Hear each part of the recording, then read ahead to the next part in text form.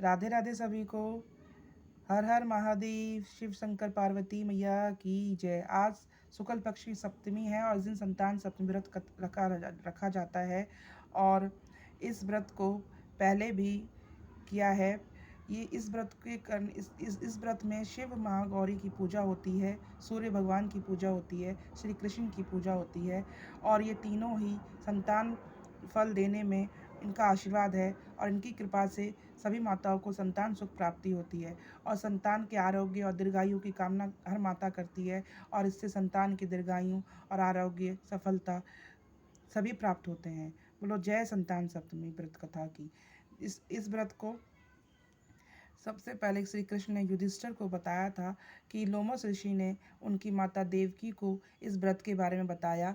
जब कंस ने उनके पुत्रों की हत्या की थी तब देवकी से कहा था कि तुम संतान सप्तमी व्रत रखो, इससे तुम्हारी संतान अवश्य होगी और दीर्घायु होगी।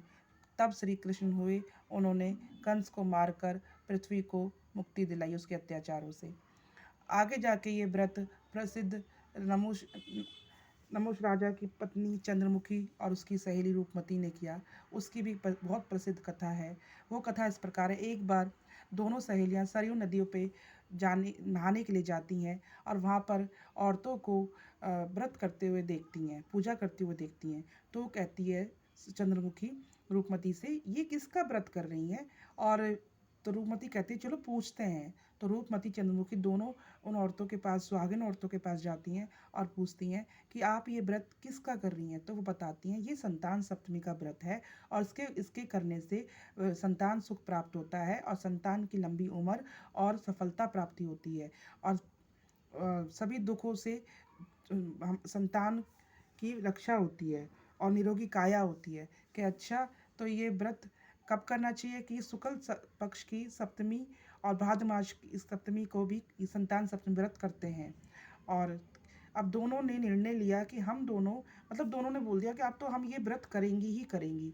लेकिन चंद्रमुखी का कोई नियम नहीं था, वो कभी व्रत करती कभी व्रत नहीं करती। लेकिन रूपमती नियम पूर्वक व्रत करती रही। हर शुक्ल पक्ष की सप्तमी को वो संतान सप्तमी का व्रत करती थी और दोनों अंत में संतान सुख भोग करके और अंत में देह त्याग कर परलोक को सिधार गईं।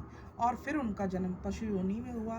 पशु योनि में होने के बाद भी जो रानी चंद्रमुखी थी वो बहुत दुख पाए।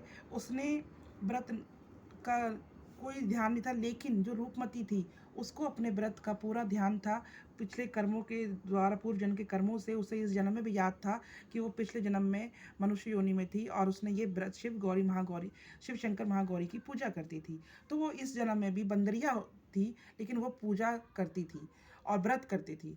फिर पशु योनि त्यागने के बाद उन्हें मनुष्य योनि में जन्म मिला और वो जो रूपमती थी वो ब्राह्मण के घर जन्म हुआ और चंद्रमुखी का ईश्वरी के घर में जन्म हुआ। अच्छे घर में जन्म, दोनों ही अच्छे घर में जन्म हुआ और दोनों फिर इस जन्म में भी दोनों सहेलियां थी और रूपमती दोनों की शादी हो गई, अपने अपने घर चली गई और रूपमती विधि पूर्वक भगवान गौरी शंकर की और महादेव की पूजा करती रही, व्रत करती रही और उसकी संतान सुख प्राप्त हुई। लेकिन रानी चंद्रमुखी को संतान सुख प्राप्ति नहीं हुई।